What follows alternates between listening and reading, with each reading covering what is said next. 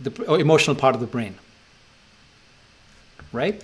So without sleep, it's as if like you're running your brain with an emotional accelerator. Your foot is on the pedal, but there's no brake.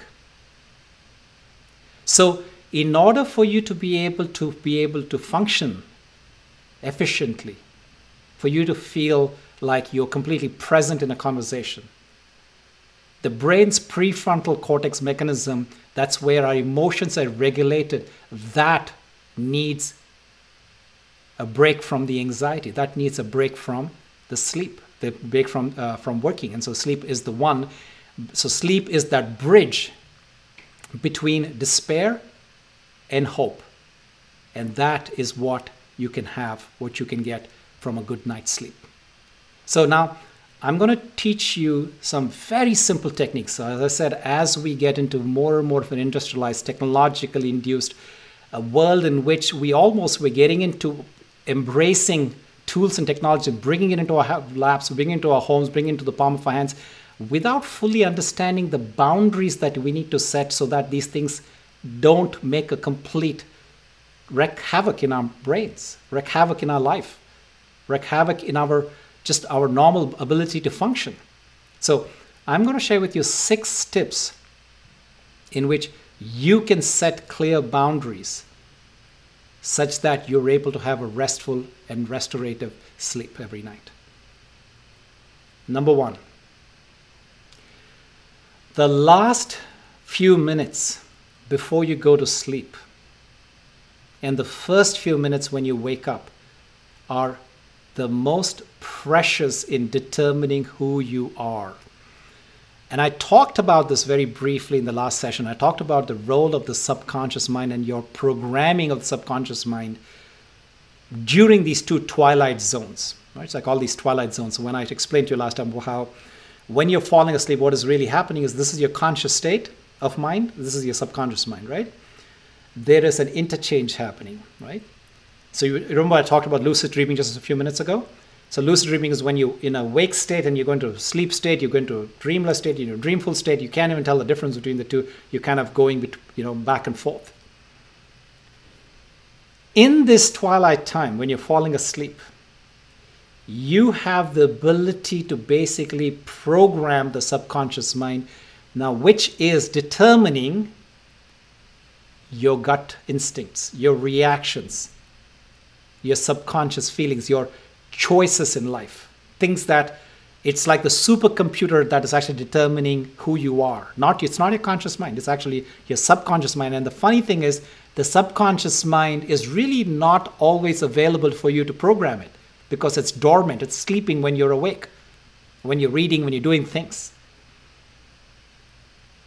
But when you use the last 30 minutes as you're falling asleep to invest in something that is powerful, that's necessary for you to become a better version of yourself, it's that time to program it. There is actually a scientific medical term for it. It's called autosuggestion. If there's any psychologists or psychiatrists in this call today, you would probably recognize this word. Autosuggestion is a technique by which if somebody is having an issue, a particular trait, whether it's a phobia or trauma, whether it's just even a habit that they're finding very hard to kick out, one of the ways you can do it is when that person is falling asleep, you actually go and whisper. So especially if it's a child, you whisper to them, you give them, it's like an affirmation, right? You go tell them that you are capable, you are stronger than this, right? You are more beautiful, or whatever the necessity for that particular overcoming that trauma, phobia, habit, what have you. Now, most of us on this call here are adults and we don't have the luxury of having somebody whisper something into our ear. Well, one of the ways you can do that is through hypnotherapy, but what if you want to do this for yourself? Can you do this by yourself? The answer is absolutely yes. You can actually do autosuggestion for yourself, and it's that twilight zone, that twilight hour, the last 30 minutes. An hour before is great, but definitely the last 30 minutes before you fall asleep. tries to go through affirmations, right? So I've done a couple of affirmation meditations on this channel. If you don't know where to start, you can go ahead and refer to that. Look up my name and look for affirmation meditation, then you'll find it. Or you can probably pick up a book, something that is teaching you something that is making you, that's creating that state of mind where you're actually going towards that person that you want to be, right? It's creating a brighter, positive outlook towards whatever that issue that you're trying to overcome. And definitely we do not, so the counterproductive thing here is to just simply be going through watching, some random TV show or flicking through some social media channel, what have you, right? Because, those things are not, you don't know what it's going to bring up. It's not something that's curated. It's not something that is, that the progression of that is definitely going to be benevolent for you. It may not be, right? Advertisement and all of that, they're not in the service of making your sleep and your subconscious mind more powerful. They'll do whatever it takes to basically make a dollar on you. So pick something consciously to do this thing, this auto-suggestion, to basically seed your subconscious mind before you fall asleep. Okay? Same thing when you wake up. The flip side of it, when you wake up, same thing. The subconscious mind is awake. And as you are so-called waking up, what you're doing is the subconscious mind is slowly beginning to close. And then your subconscious mind is beginning to wake up. Then you go about being completely so-called quote-unquote awake. So in that transition time is another great opportunity for you to be able to manifest that life that you always wanted. To become the person that you always, the best version of yourself. And so the way to do that is to start the day with a very positive routine, whatever that is. And in my case, I've never, ever do anything without my morning meditation. My morning routine is 1 hour. 20 years I've been doing that, 1 hour at least. And then I follow that meditation with reading something. Like this morning, I was listening to a spiritual teacher, and I was listening to a podcast, a very soulful subject. So I have my picks of who I want to listen to. So I actually download it when I get a chance. And so in the morning, I'm not sitting there trying to, search and, do things like that. So my phone has always got something, and I put on headphones, and I have, completely away from the rest of the world. I completely closed out. I'm creating my own little Mecca, if you will, my own beautiful little sanctuary in which I'm creating my church, if you will, right? With my morning prayer, my morning ceremony, my morning mass, call it whatever you want. That's my morning ritual. I have to have my morning meditation, and I have to have my daily influx, the food for the soul, right? Just like you need food for the body. Breakfast is something which is very important. You all know. They say eat breakfast like a king. So this is my king of all my meals for the day. Because the rest of the day, we're all going to be going around reading stuff, checking phones and messages and radio, TV, what have you.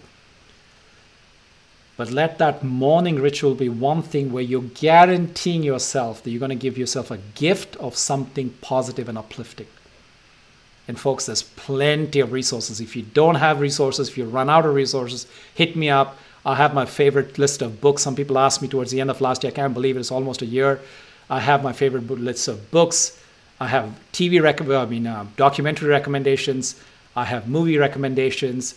I have my favorite podcasts that I listen to. Happy to share all of that with you. But please make your resource guide. Have it handy for you so you don't have to struggle through searching for it at that time when you feel like you want to wake up and learn something, read something beautiful. Okay? So that's my tip number 3. Tip number 4, never go to sleep feeling shattered. If you've had a fight, if you've had a bad day, if you've had some sort of an emotional turmoil, change your mood before you fall asleep. How can you do that? Here's a very simple tip. You see, the brain has an uncanny ability to keep replaying an instant over and over again, reliving it so much so that it wires inside your head, and you believe that even after that incident has passed, even after all the players who were responsible for that scene are gone, they may have forgotten it, but you keep replaying it. And for you, that becomes your reality. So here is a tip to change that. One of my meditation techniques or my meditation tools that I use at a time when I need to kind of calm myself down from something that has happened, replay a scene in your mind. Relive that situation. How did something happen? Who were the players? What happened? Right? Now here's the thing I suggest. We are all incredible directors of that movie that's playing inside our head. So I ask that you I edit that movie such the ending becomes something that you would wish that it played out that way. Okay, so play the scene, change the ending. So the outcome is actually something positive, something that's something that you wished for. Guess what? Your brain will believe it. Monkey see, monkey do. As long as you can visualize it, as long as you can see it, the brain does not know the difference between seeing through these physical eyes and seeing through the third eye. Your mind's eye, as they call it. As you see something, so you become it. Right? Seeing is believing. So you create that scene, edit it, and you begin to rewire your brain in the way that you want it. Next tip. Some cultures in the world have this terrible habit, and I will say I come from one of them, of eating late at night and sleeping with a heavy stomach. Bad idea. Very bad idea. The brain is taking in blood, and the competition to it is the stomach taking blood. So when your blood is focused on digestion, that is not a good time to sleep. Because if you notice, for those of you who've had the benefit of having both the experience of sleeping on a light stomach and sleeping on a heavy stomach, you will feel groggy when you wake up having slept on a heavy stomach. Here is a rule of thumb. It takes typically between 2 to 3 hours for the meal to completely digest. So you figure out for yourself how you can set that window between your meal and actually falling asleep. Now, not every day is the same. Not every day is within our control. Some days, just things happen, things get out of control, and I am stuck finding myself not having eaten. I've come home late from a project, what have you. What do I do? Good question. The answer is simple. Eat light. On such nights, I just take a little bowl and, maybe it's a soup, maybe it's a salad, maybe it's something, if it's cold and you can do a salad, that's okay. Find something, but it's a small portion where the body can digest and it's not basically fighting to digest and you're trying to fall asleep and, you're trying to have blood that's, trying to rejuvenate the entire body. Okay? So that's my next tip. Then the last tip I want to share with you is around setting the alarm clock and the waking up routine. Folks, till I started meditating, till I embarked on this journey with the Brahma Kumaris 20 years ago, there's one thing that I absolutely had no idea, and I had felt like, my life had been pointless, because this thing about understanding your sleep cycles is something that no university, no school, no corporate program ever teaches, and yet it is fundamental to our daily ability to be completely present, focused, and attentive. So let me share with you one of the wonders, one of the just magical nuggets that I got out of my early meditation training. Now, just like I mentioned to you that they have this EEG devices that measure the human brain and can tell what kind of wave patterns, what state of sleep, what kind of consciousness you're in. The same thing can be put on human beings to measure the quality of sleep, and they can see how we tend to sleep in cycles of approximately 90 minutes.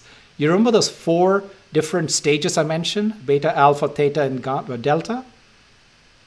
We sleep in sets of different cycles. So those 4 make one set. We human beings, each one of us, either sleep 4, 5, or 6 sets of those 90-minute cycles. And I say 90 minutes. It takes approximately 90 minutes to go through each one of those 4 stages. Okay? So we go into the state of going to deep sleep, non-REM sleep, and then we come back up.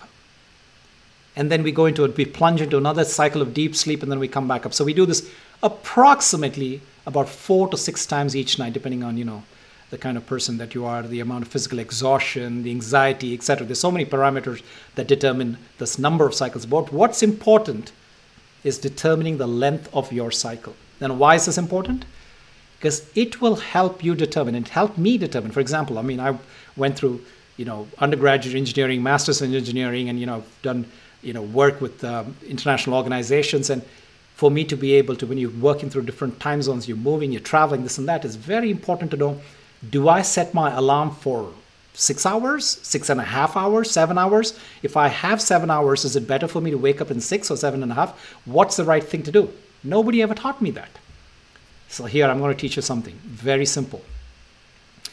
What you need to do is to determine your sleep cycle, and I want you to pick any given Sunday. Any given Sunday when you're not working, when you're rested, when you're relaxed, you have your own, open schedule. Have a meal, let's say lunch, and give yourself the 2 to 3 hours, so that way now the meal is not interfering with this experiment, right? So get that meal and the digestion out of the way. Let's just say, I'm going to pick a number here. Let's just say we've had a late brunch, early brunch, late lunch, early brunch, late breakfast. Let's say we start at 12, okay? We finish our meal. Then I want you to give it about 2 to 3 hours. So 3 hours, let's say pick about 4 o'clock.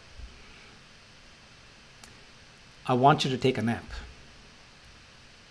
I don't want you to set an alarm, but I want you to look at your watch or clock, what have you, and see what time you're actually putting your head down and closing your eyes. And then I want you to wake up naturally, without an alarm, without anything, without a fire engine passing by or anything like that. Naturally, when you wake up, I want you to go back and look at the clock. Notice how much that time, what that window is. Very likely, it will be somewhere near about 90 minutes. Okay? So whatever that number is, that is your sleep cycle. Now, when you have to determine, like I said, when you have a meeting, when you have some sort of a situation where you want to know what time to set your alarm for, you can make it a multiple of that number. So for example, in my case, it's about 82 minutes, all right? And it's multiple of 82 minutes. So let's just, for round figure, just say, let's say 90. So I would put an alarm for 4 times 90 minutes, which is about 6 hours, rather than 7. Because when you wake up in the middle, when you break that sleep cycle, you'll be worse off than sleeping a little bit less before you entered that sleep cycle, if that makes sense. Okay? How are we doing, folks? I just want to see some comments, some questions. So yeah, I do have some questions here. Let's see. Do you deep sleep meditations have that program or positive affirmations? I've just started listening but fall asleep before it's over. Sherry, that's a very good sign that you're falling asleep before the meditation's over. That's the whole intention, right? And like I said, when you fall asleep with something that's a positive thing, whether it's, it's words that are positive, it's either the mood that's created because of the music that's playing that's positive, that's the whole point, right? And because your sleep becomes an extension of the meditation. Remember that thing that we always hear when we were growing up, in school, where you cannot crack a problem, they say, sleep over it. And it's voila, you wake up and some sort of a creative genius spits out the answer for you. Where does that come from? It's not from somewhere. It's not like an answer fell in, Santa dropped it through the chimney. It's your subconscious mind that's been thinking about processing it while you're asleep. Okay? So when you listen to something positive, like an affirmations, meditations, whatever, some positive, nice music, having read something beautiful before you fall asleep, your mind, your subconscious mind is processing that, and that becomes an extension of that experience just before you fell asleep. Great question. What kind of meditation do you do in the morning? KT, I actually have my meditation. I've recorded it after having done it for over 18 years, I think about a year ago. I think this January, actually. I recorded it. I put it on Insight Timer. If you want to Google my name, I have a YouTube channel where I have some beautiful visuals as well. It's called Waking Up to An Amazing Day by Jay Chodagam. So if you can just Google my name, Jay Chodagam, and go to my YouTube channel. I suggest you subscribe to it because I constantly keep producing these meditation videos and putting it out. I know you guys can access all my audios from Insight Timer, but you know how video has just another one more layer of beautiful visuals that can help you to feel nice and peaceful and positive as you're waking up. So waking up to a powerful day, or waking up to an amazing day, I think is what it's called, on YouTube. That's one thing I would recommend that you try it. It's one of my most popular meditations. Let's see. So you say you sleep in, say it's 90-minute cycles. What is the number you times it by? Okay, I think what you're asking, Katie, is how many multiples of that 90 minutes, right? It's a good question. So like I said in my example, it's between 4. So for me, 4 cycles. I mean, I don't even have to count anymore. I mean, I've been doing this enough where if I fall asleep at 10, I'll wake up at 4. If I fall asleep at 11, automatically I'll wake up at 5. So for me, it's multiples of 4 sets of those 90 minutes, right? So that's my thing. But then some people, for whatever reason, I mean, they may just need more sleep. And so, for example, you hear a lot of doctors and psychologists say you need 7 to 8 hours of sleep. It's not the case for me, but maybe it's for you. So what I suggest, if you need that extra cycle of sleep, I think about 5 is generally for a grown adult. And I'm not talking about babies and where the brains are forming. I'm talking about, you know, a highly functioning adult, just like, you know, most of, I think here, all of you guys are here. And certainly the case for me. Okay, so it's somewhere between 4 to 5 cycles of that is what you need. So any tips of going back to sleep? That's a great question, Yoko. So I want to share with you, I think it was from yesterday, where I slept early. I was just tired, and I had just a long, physically exhausting day, and I fell asleep early. And guess what? 3:30 in the morning, I was awake, and I kind of tried to toss and turn and see if I could fall asleep, and I was not falling asleep. Then you know what I did? I told you I saved these different meditations on my phone, preloaded, so I'm not sitting there, turning on my phone. By the way, phones and TVs and laptops and iPads are detrimental to your, there's a thing that the blue light that they emit, I don't know if you know this, it messes with your circadian rhythms. Now I'm getting off into another PhD subject. I don't want to go too technical on it, but fundamentally, I'll just say this to you, that our body clock, have you all heard of this word called body clock, right? We all have body clocks that tells us when do our digestion need to turn on, when do our respiration needs to turn on, when does our adrenaline needs to start pumping, and when does it need to kind of start calming down, etc. So all of this is a body clock mechanism that is inbuilt into each one of us. And you know what the thing that triggers the body clock? It's the light that comes in through your cornea. That means the light that is coming in through your eyes, the brain recognizes it and says, depending on the light, it says this is wake up time, and so therefore it gives signal to the rest of your body organs, your systems to start functioning. All right?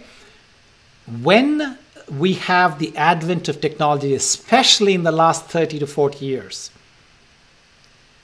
the advent of light bulbs coming into our homes, but then even further electronics, not electricity. Electricity is one thing, but when electronics started infiltrating our bedrooms, there is a grave disruption of the evolution of the human brain, which is now when you have signals that are telling it until late into the night, that the brain says that we need to be on high alert, we need to be active, it's not yet time for us to start shutting down, then guess what? You are basically rigging your own system, and then you complain and ask, why do I feel so anxious? Why am I not feeling rested? Why am I not feeling rejuvenated? Why am I not able to fall asleep deep? You're the cause. So electronics, folks, there's one thing I want to tell you, that when I kind of segued off of that question, but basically it's very pertinent to tell you, when I say use a meditation, use my meditation or any meditation, I do not want you to be playing with your phone searching for things. I want it to be as automatic as possible. If you have developed a practice where you can say affirmations to yourself independent to using technology, all the better, right? But if you're still dependent, I would say then there are a couple of things I would suggest. I've already said it to you, have it downloaded, have it already saved. You don't need to be searching and flicking through and creating that, the blue light going into your cornea, and then you're triggering off all kinds of systems to go firing, right? So that's one. Second thing I'd say is that using the blue light filters. So before we had to download apps. Nowadays, not most of the recent your app or operating systems already have it built in, right? So for example, right now, when my phone, when I connect it at night, when I start charging it, it knows that it basically needs to shut off all the blue lights. So it basically becomes grayscale, right? So there's no more blue lights coming out through that. So not that I look at it, but even if one were to keep it next to you, bad idea, by the way, bad idea to keep the phone next to you. It's like basically, it's like you having a microwave oven and you're putting your head inside it as it's slowly beginning to cook you. Please do not have that phone near you. I keep it at least 10 feet away from me. Put it in another corner of the bedroom. If you have no other place, if you can put it outside your bedroom, even better. But if you can't, then keep it 10 feet away from you, right? So keep something physical. Keep something where so you can read and pick up, and it's maybe an affirmation, maybe a beautiful morning meditation, maybe a prayer, what have you. But if you need to use technology, try to use these filters wherein you're not being exposed to that light. Okay, it's a long-winded answer to your question, but a good, very pertinent question. How does alcohol affect sleep stages? Brilliant. Thank you, Yolanda. Thank you. I actually meant to talk about it, but somehow I kind of skipped through it. So any kind of a stimulant, coffee after the afternoon, late into the afternoon, evening, and being tipsy when you go to bed, both have a disruptive influence on your sleep. Now, what I want you to understand is this. Okay, we all understand about coffee. Coffee is a caffeine. It's a stimulant, right? So, but how come I'm throwing alcohol into the same bucket? Is because sedation is not sleep. Okay, alcohol is a sedative. If you don't already know that, right? Sedation is not sleep. Now, sedation has a role in blocking your REM sleep, an important part of your sleep cycle. So remember I talked about the 4 stages, right? We progress as we're beginning to wind down and falling asleep. The first stage after the early stage of sleep is called REM sleep, rapid eye movement sleep. You can look at your partner, your child, what have you, look at your pet dog or cat even, you'll see they will dreamful state of sleep. The eyelids are closed, but the eyeballs are flickering inside. It's a dreamful state of sleep, right? So that REM sleep is something that is impeded. The sedative basically does not allow you to go into a natural state of REM sleep, and thereby you have trouble having a restful, rejuvenative sleep. Good question. Melatonin is released in the dark. Yes, very, very true. That's also very important. So when I talked about, okay, so one thing I think I did not mention is the role of a nap. Folks, some of you here may be struggling with night sleep, but then you wake up feeling tired. And let me tell you that if your schedule permits, and again, thanks to COVID, many of our schedules are very different than the traditional, 8 to 5 office job where we're many times working from home, or at least part of the week we're working from home. We have the ability to take a break for ourselves. Now, whether it's, your lunch break or, tea break or in between or something like that. But maybe you can repurpose that time, that break, towards taking what is called a power nap. And I tell you, this is one of the biggest tricks one of the biggest brain hacks I've learned for myself. A 30-minute nap right after you eat your meal. I'll tell you, this whole science behind it. It's usually the human bodies, I talked about, how you should, give 3 hours between the meal and sleep. And I'm now telling you a power nap, 30 minutes, right after you eat a meal. There's a reason for it, right? There's a scientific reason for it, because it typically takes between 20 to 30 minutes for your gut system to actually start the digestion process. And if you can take that period, that little window between when you actually ended your meal and before your digestion starts in about 20 to 30 minutes, and actually use that for a power nap. You all heard of this thing, the post-lunch coma, right? The post-lunch coma that kicks in for all of us. This is your greatest antidote to that, folks. This is also your greatest antidote for if you haven't had a great night's sleep. This is your chance to get in a quick power nap that actually gives you a great sense of rest and rejuvenation. You feel like you've been gifted with another day. for the rest of that day. Okay. Now, Yolanda's point. It needs to be dark for melatonin to be secreted. Absolutely true. So even for that 20-minute power nap, 20, 30-minute power nap, whatever it is, if you're at work, maybe, I don't know if you can find a room a conference room that you can go and close the blinds, or if you can't find anything, then go sit in your, maybe lay down in your car if it's, the weather is, is okay for that. It's congenial for that. Okay, now here's a little trick. So now you say, okay, you go to a car, how am I going to make it dark? Simple. Put on eye mask, right? So you get one of those things that when you travel on an airplane, put on an eye mask. And if, again, sound, so two things. Sound can be deterrent to deep sleep as much as light. So I always keep earplugs next to me, next to my bed. I live in a very quiet neighborhood, but just in case something happens, some unusual thing, I can just, without even really waking up and opening my eyes, I can reach for it and I can put on earplugs and I can put on an eye mask.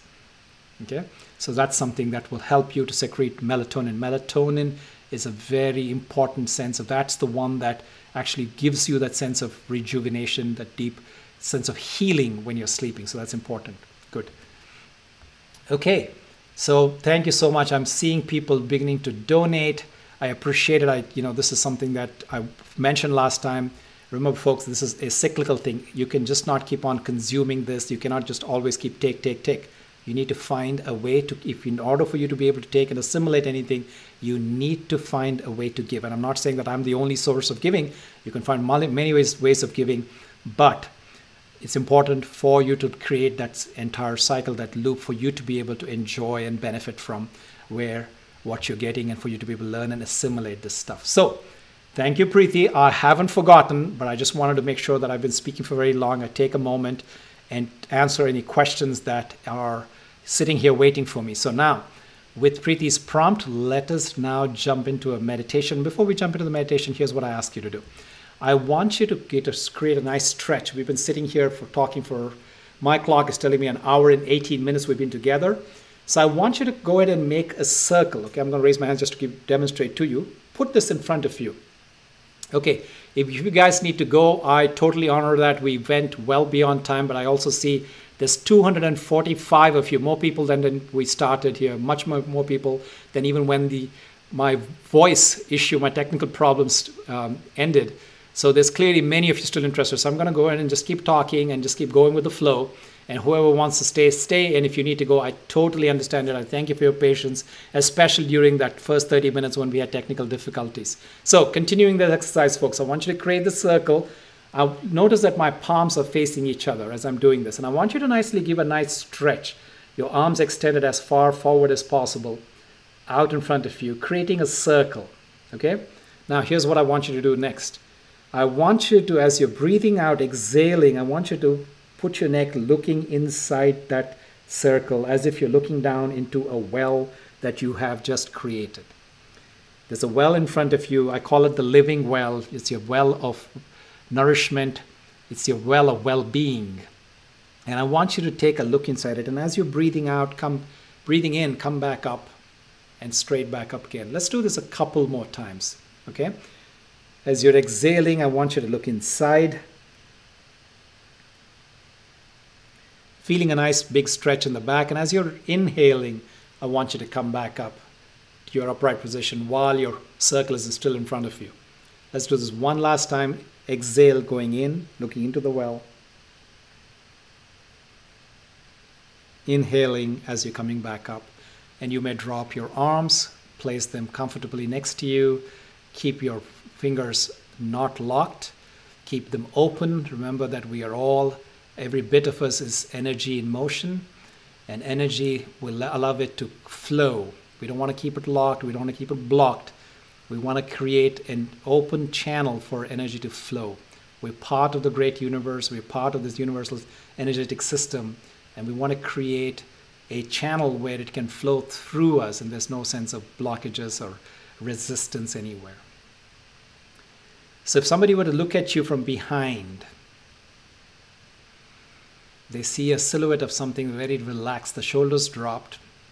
And actually, I want you to even take the liberty of lying down, because I'm going to walk you through a sleep meditation exercise. And I know there's people from all over the world joining me here. And some of you, it might be in the middle of a day, it may be early morning in the day. So bear with me. Just think of this as an exercise that I want to teach you this, that you can take away to your sleep time, whenever that is. And you can go ahead and implement it, right? So I'm going to walk you through that. And every meditation of mine starts with using your breath as an anchor to take your attention from the world outside to the world within. Breathing in nice and deep into your abdomen, not into your chest.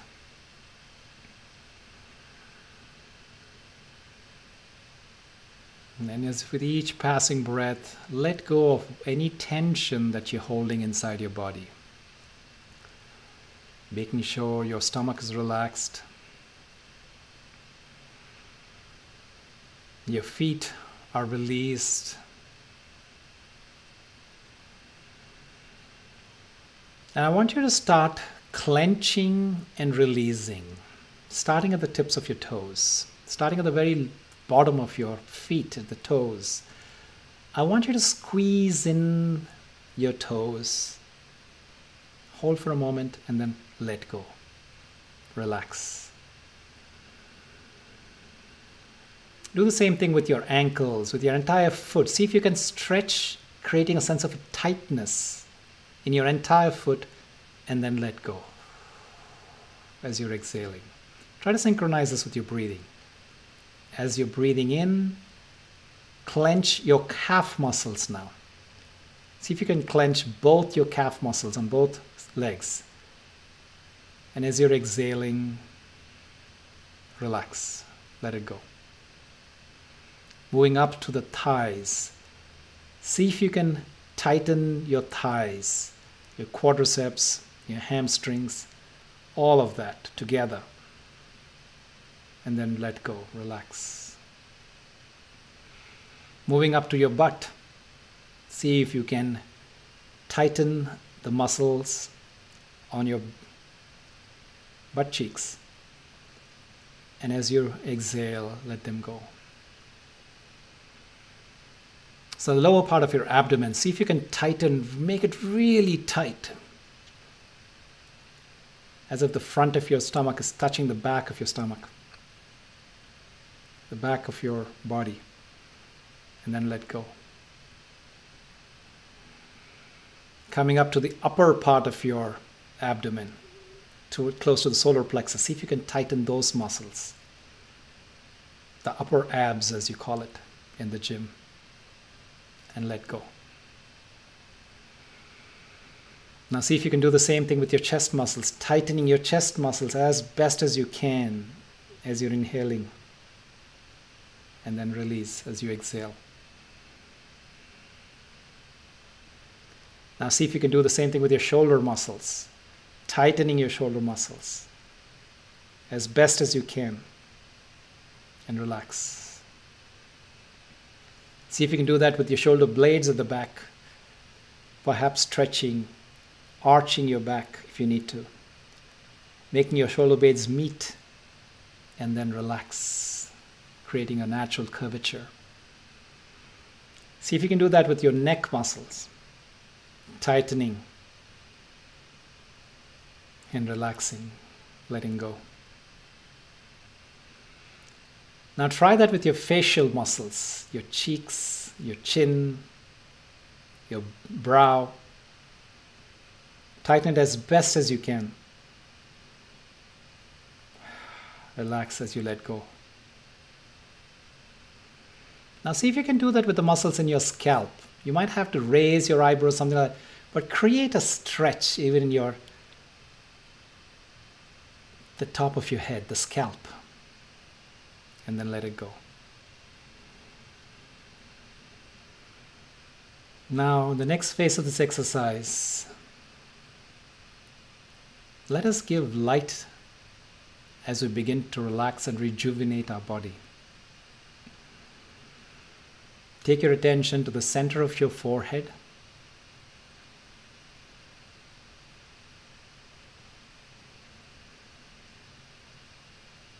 And imagine that place right at the bridge of the nose, where the nose meets the forehead. just below the brain.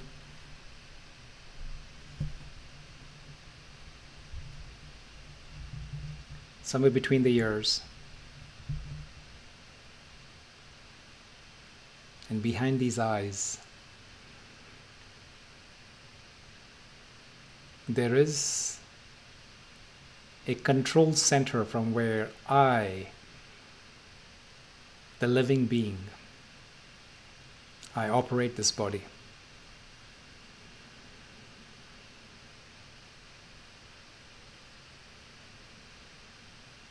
It's from here, seated in the forehead, that I use this vehicle of the body to experience this journey that I call life. And imagine the I, the consciousness, to be a spark of light.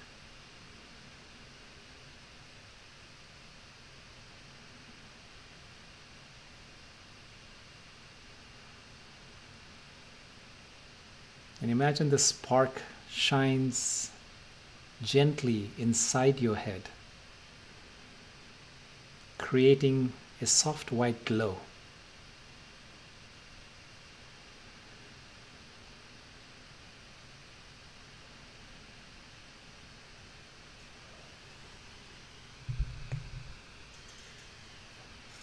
Now I want you to consciously send this light, point it towards the brain, and let this light fill and surround your brain.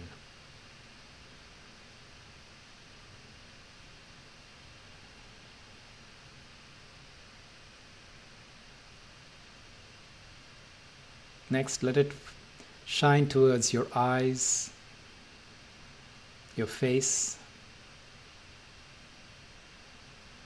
your nose, your teeth, your lips, your tongue,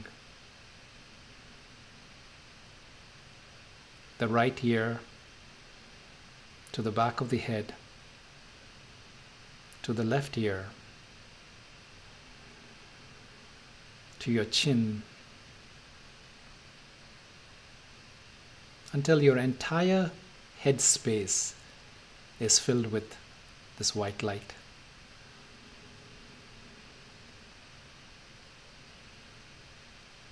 Now send this light down through the core channel of your body, down through the neck, into your chest region, filling your heart, your stomach, your kidneys, your lungs, your liver, into your intestines, going all the way down through the vast tracts to the bottom of your abdomen. Let this light shine and fill inside your groin area, your hip region.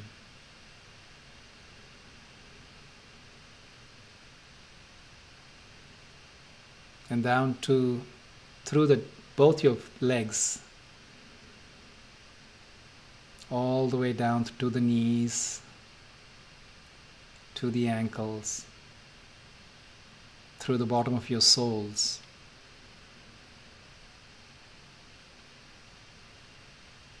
to the tips of your toes.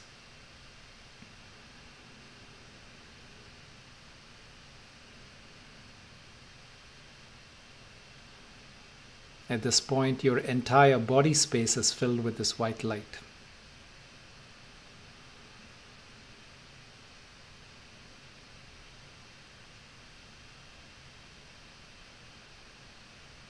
Now imagine this light to emerge through the skin of your body like an aura.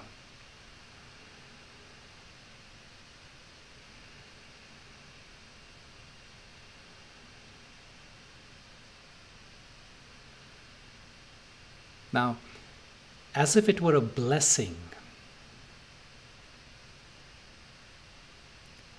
Imagine this light is here to heal my body from the inside. And the light that surrounds this aura is protecting my body from any external harm.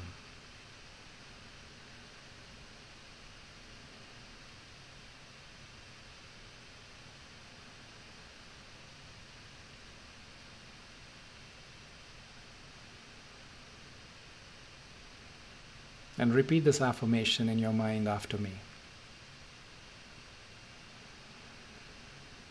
May all obstacles on my path be removed.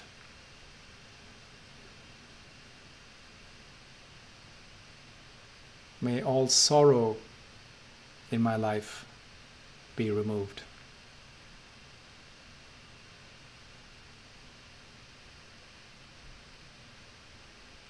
May good health and a clear mind reign my entire body.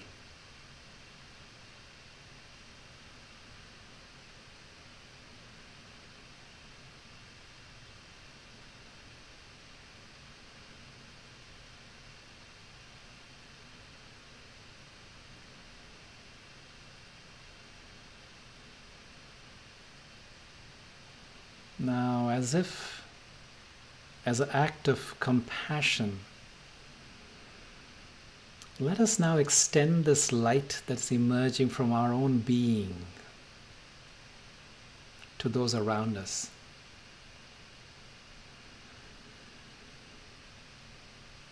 Now shine this light towards somebody who needs the solace, who needs a moment of peace or hope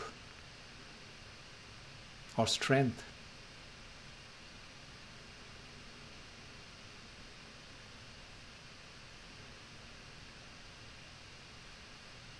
And from the bottom of your heart, send them this blessing.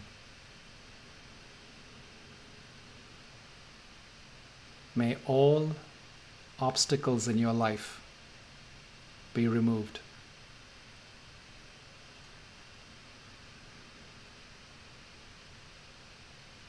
May all suffering in your world be removed.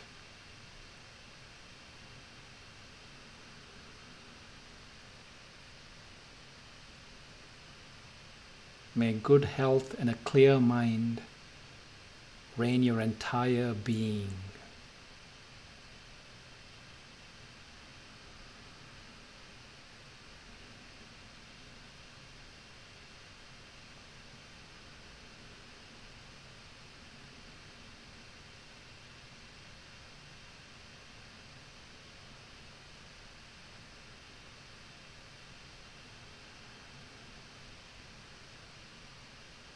Notice how you feel right now.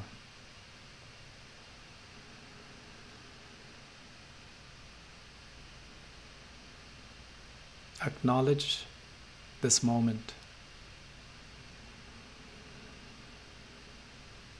And notice how this moment feels different when you joined this call, whenever you did.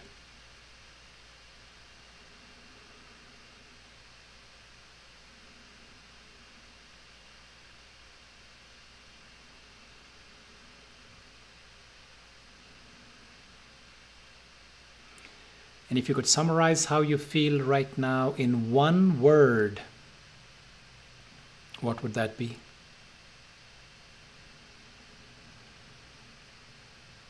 At your own pace, you can open your eyes, come back to the circle whenever you're ready. And if you feel like sharing, I'd appreciate how you feel right now in that one word. Go ahead and type it in.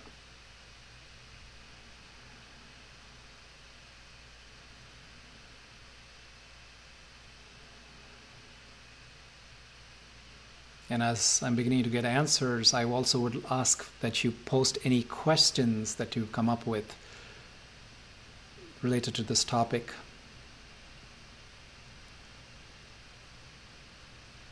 and you're feeling sleepy, Joe, that's the intention, bro.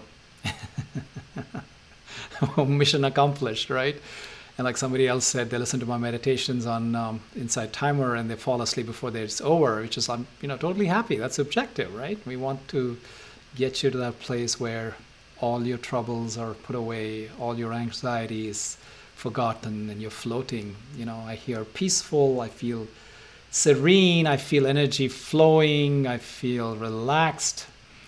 That's beautiful. That's the whole point. It's this. There's two things. There's a practice that you all participated in, but there's much to be said about the act of compassion, right? When you share what you have, and you share that compassion, that gift of that peaceful energy, whatever it is, powerful energy, creative energy, whatever it may be in the particular circumstance, if you are able to extend that out to people who don't necessarily have access to that at this moment, for whatever circumstances they find themselves in, then it's a blessing for them. And it makes you, if nothing else, it makes you feel so much better. Actually, if I have to tell you, that's one thing that will help you to sleep better even, right? So let's see, I have a comment here. Thank you. This is perfect. Just what I needed. This has been 3 weeks of so much loss in my family. Folks, I know that. V, whoever you are, where you're joining from the world, I know that. This is coming close. So by the way, about a week ago, I lost the first person that I know directly. There's always people who have passed away, are either friends or relatives, somebody. It hasn't been somebody so close to me, but there was a lady in Texas that when I was running a meditation center down in Austin, she used to be a regular volunteer, a loving lady. She then went on to join her son, who started a motel in West Texas. And the motel business, as you can imagine, that there's a lot of coming and going. There's a lot of interaction, even with all the, I hope they were careful. I'm assuming they were careful, but apparently the entire family got the coronavirus. And she was in her 80s, and then she could not fight it. She just didn't have the strength in her to fight it. So that was the first loss in my immediate circle of friends and family members. And it's sad, folks. It's sad. And then also I'll tell you this. I have a cousin who's a pulmonologist. And those of you who don't understand that word, it's the lung doctor, right? The doctor that's associated with breathing. And so, as you know, coronavirus directly attacks. That's the first point of attack. And so he told me this, says, listen, there's only one thing. There's only one way this virus knows how to spread. It is from people to people contact. Okay? So if you can maintain a barrier, if you can create a distance, if you can create some sort of an inhibitor there, that's it. This virus cannot do anything. So the thing that stands between us and getting sick, besides, of course, the vaccine, and, we have to wait and see how that whole thing, when it's going to be available, mass production, and then the side effects and this and that. But assuming that it's going to be coming out pretty soon, the thing that we all need to do immediately, if we haven't already been doing, is distance ourselves, protect ourselves, wear the masks, folks, create the barriers, create those inhibitors any which way we can. Because you see, some of us may think, like, I'm young, I'm strong, I will overcome it, I will survive it, etc. But then there is these people, these loved ones, these friends, these people who are putting their necks out. They are getting affected because of us being the asymptomatic carriers. So it's just not about us, folks. We need to protect those around you. And there was this cartoon I'd read recently. It's like, when the Titanic is sinking and people on board who are saying that I don't want to wear the life jacket. What kind of sense is that? It doesn't matter what you believe and don't believe, and we are all suffering from this, crisis. So you better get on with it. Put on that thing. I'm sorry, I don't mean to make this political thing, but it's not political. I don't want it to be political, which is stupid in my opinion. This is not a political issue. This is about common sense and our public health and our safety. Sorry, so I had to get that off my chest when you said, V, you mentioned about your family and you experienced loss. I did too, and I'm saying this is what I can, this is my... Oh, it's Veena. V is for Veena. Thank you, Veena, for sharing your name. I wrote it down. We'll try it tonight. Yoko, great, fantastic. So, folks, If you don't have any other questions or comments, I want to just basically give you a few more minutes. If you think you posted a question earlier, because I was either leading the meditation or I was busy focused on what I'm trying to say, I may not have seen your question. If I haven't answered it, you're welcome to go ahead and repost it, and I'm happy to stick around here for a little bit to take any comments. By the way, so many of you shared some comments last time, which I was trying to get you guys to vote on my poll. I created a SurveyMonkey poll, but then Insight Timer does not allow third-party links, so I could not register your comments and what your preferences are. But clearly, by just even looking at the sheer number of people who keep joining and the number of people who add on from session to session, seems like this is working, right? I mean, this format. So I basically have, for those of you who are new to my series, this is a 7-part series, and I basically have 4 sections to my series. A, I start off with a story. B, I talk about some practical tips and tricks, some hacks on how you can implement this particular aspect. Today we talked about sleep. C, I go into a meditation. D, I do a Q&A, right? And so my question was, which part do you guys like? Which part do you don't care that much about? Which one should I emphasize more on, put more time on? And which one can I lose from this thing? And I think a lot of you said we like all of the above. And, of course, we will have a few here and there will say, oh, I like to hear more story. I'd like to hear more meditation. And, we can't satisfy everybody. I'm trying to do the best to be able to address most of your needs. But if there's anything specific, and so the other thing that I've learned after this, this session number 4, is you guys are happy to stay much longer than my assigned 30 minutes, my scheduled half-an-hour slot. And, here we are almost an hour and 45 into it, and there's almost 250 of you, is more than the number of people who joined the first half an hour, even 1 hour. So clearly, time doesn't seem to be a detractor for me to keep going. And like I said, I honor those of you who do need to, get away and, get back to whatever they need to do. And I know it's different time zones and schedules and stuff like that. So people can jump in and out as and when they please. But unless I feel like I've completed making the point, and sometimes I go away into these segues, into these tangents, led either by comments or questions, or even something that I might just have remembered, or some current day event. And I just kind of like to make this naturally flowing. It's not scripted in any way. It's very free format. The entire purpose, I said this last week, and I know many of you resonated with it, and I'm going to say it again today.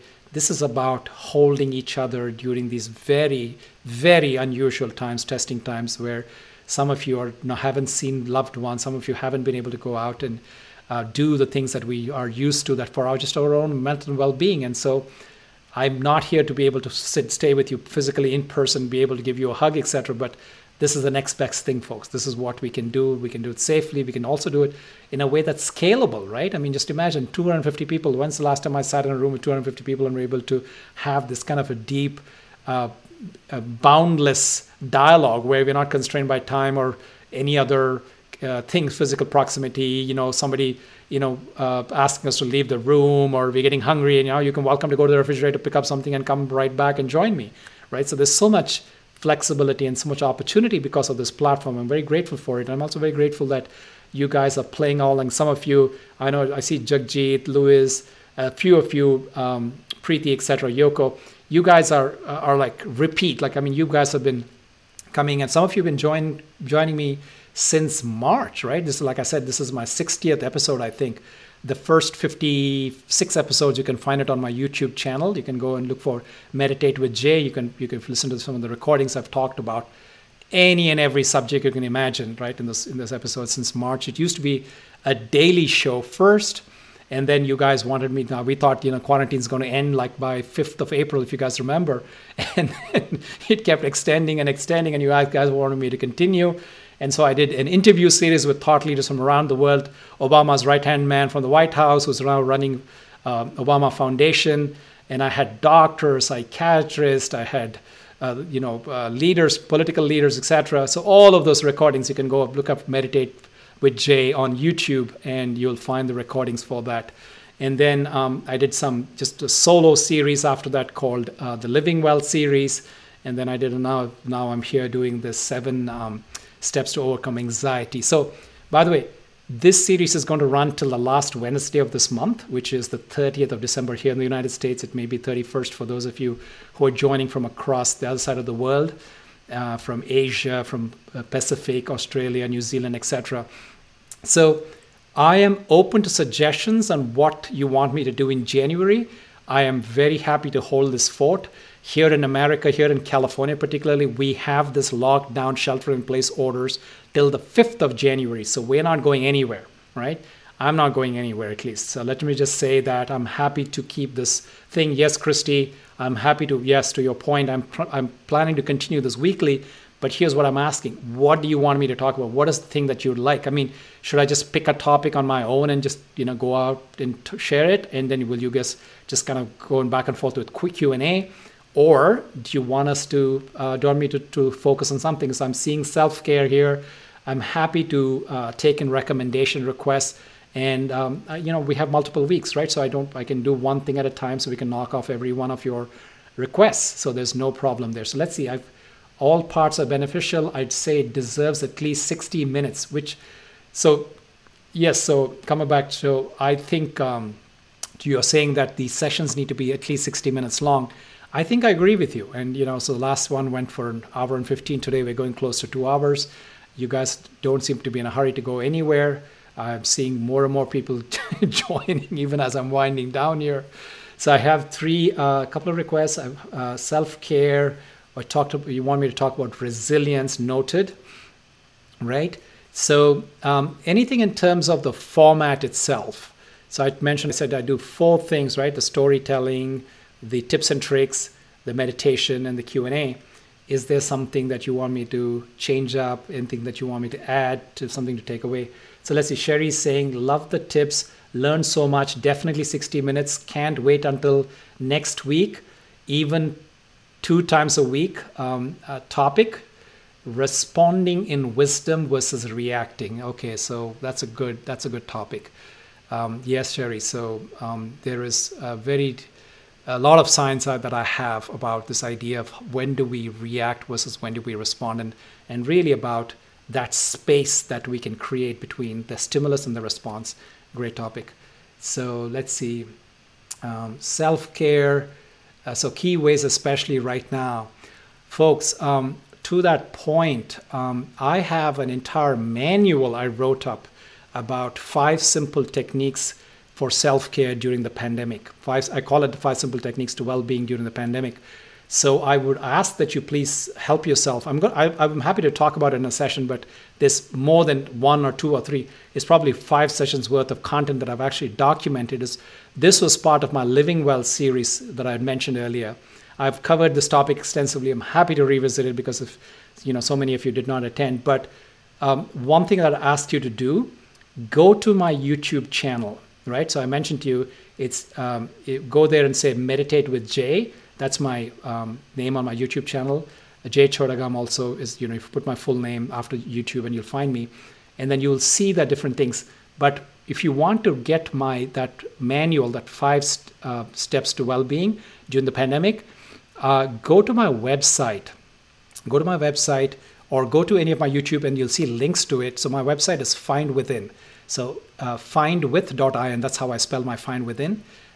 It's www.findwith.in. And then you will see there's a download page. It's where you'll see a free offer, or even if you go to my my Insight Timer profile, you'll see that I'm giving away that as a free gift. So you can go to the Insight Timer profile, look up my profile, and you can see at the bottom of it I have a link, and that'll get you to that tips and tricks about. I talk about meditation techniques, I talk about exercise, I talk about sleep, I talk about diet, I talk about the importance of going out in nature and how you can be safe, but also the importance of being able to go and be in connection with nature and what it does to your whole neurological, your being, right?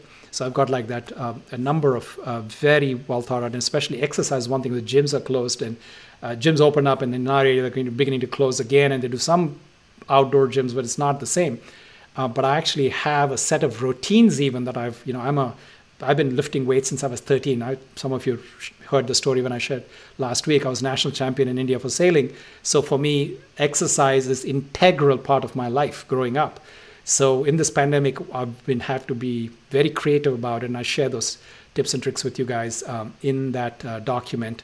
Again, go to my profile on Insight Timer and click on the link and you'll see the download button. In that I talk about the 5 trips. So let's see. So you're asking me how to handle living alone and social distancing. Yes, and again, I've talked about this extensively. So you, Christy, clearly have missed my session on connection, which I did last week. It is recorded and uploaded. Please go and listen to it. I will not be repeating that subject because it was only 1 week ago that I talked about it.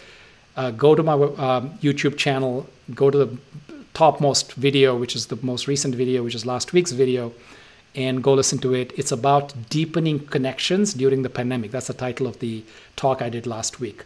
That talks about how you can be, there's just incredible ways in which you can find connection while being isolated and alone. Great. So folks, we're coming close to the top of 2 hours and 250 of you are still here. Thank you so much. Thank you really for your, first of all, for that initial phase in which we had incredible technical issues. Like I said, I had 56 episodes I have done since March, and today had to be the day when I have a technical challenge. I totally was clueless what is causing it. Anyway, through trial and error, we fixed that bug, and I appreciate you hanging in there, true to the spirit of a tribe. You guys stay with Chrome. That's a good point. I shall stay with Chrome going forward. I hope the rest of it was all clear. There was no glitches. There was no buffering. My voice is coming across fine, especially during the meditation. That's important. We don't want the squirrels on the lines to cause us any grief on that, and we want to be able to stay focused and attentive on what is being said and what is being experienced. So with all of that said and done, I thank you for being here. I will join you all same time, same place next week. Keep practicing, keep tuned in. I gave you lots of tips and tricks. This session has been recorded. Again, I will post it on my YouTube channel. And you can, guys, if you want to revisit it or you want to share it with friends and family that you think would benefit from it, by all means, please do that. I welcome you to do that. And until I see you again next week, take care and be well.